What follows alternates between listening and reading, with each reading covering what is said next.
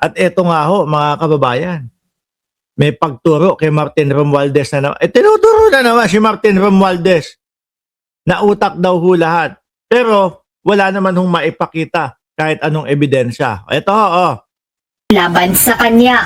Ayon sa Vice President, atras. direktang itinuro ni Vice President Sara Duterte si dating House Speaker Martin Romualdez na pangunahing dahilan sa likod ng impeachment move laban sa kanya. Yan na naman. Inimbita nyo yung Vice Presidente dyan. Tapos puro mga luma lang pala ang itatanong ninyo. O kaya, ayan, yan ang pagkakaiba po ng mga vlogger at ng mga totoong mga journalisto. Di po ba? Ang tagal na ho nating naririnig to na ang binibintang nila, si Martin Romualdez, tatakbo sa pagka-presidente. Siya ang utak ng mga yan. Kaya kasi gusto niya, nangangarap siya maging presidente. Naknamputek kayo na unang mag-announce na tatakbo kayo ng pagka-presidente. Tapos Martin kayo ng Martin. Hanggang ngayon ho, wala akong naririnig doon sa kampo ni Congressman Martin Romualdez na siya ay tatakbo sa pagka-presidente. Di ba? Recycle issue, sabi ni Miel, R16. Di na naka $1 billion na sahod si Koopman and counting. Wow naman.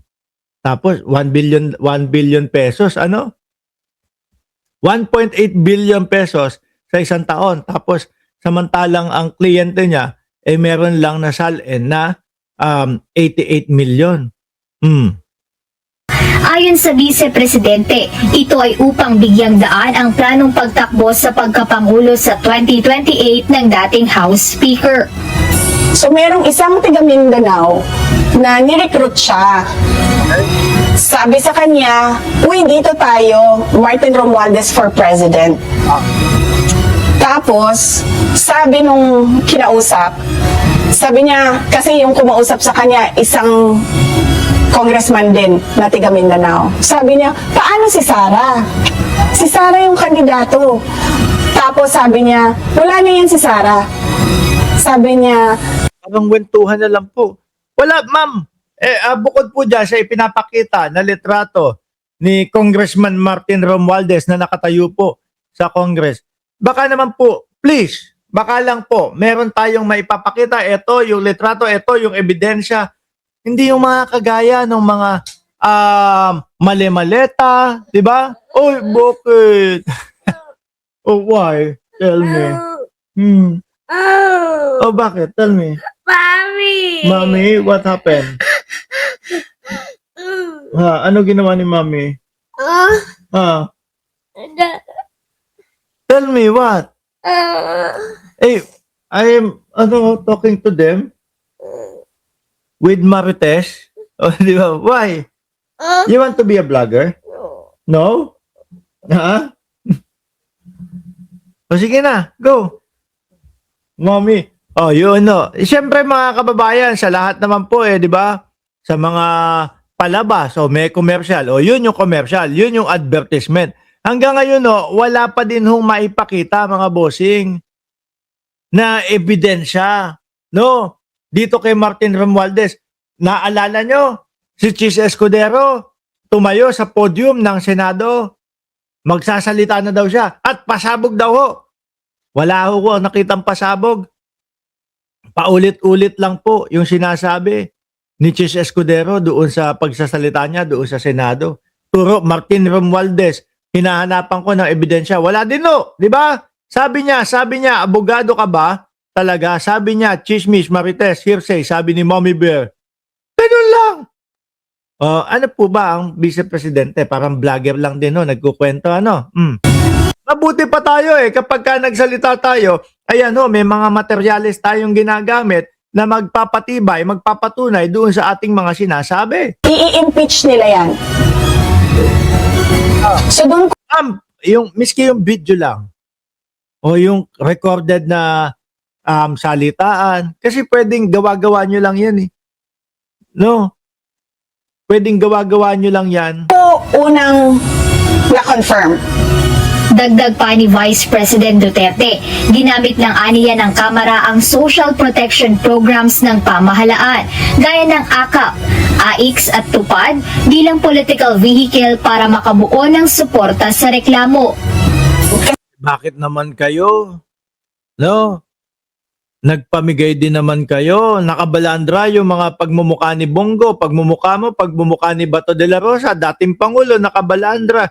Bakit kapag iba ng mga nakaupo ang nagpapamigay, no, ng tulong sa mga kababayan natin, may mga nai-issue kayo?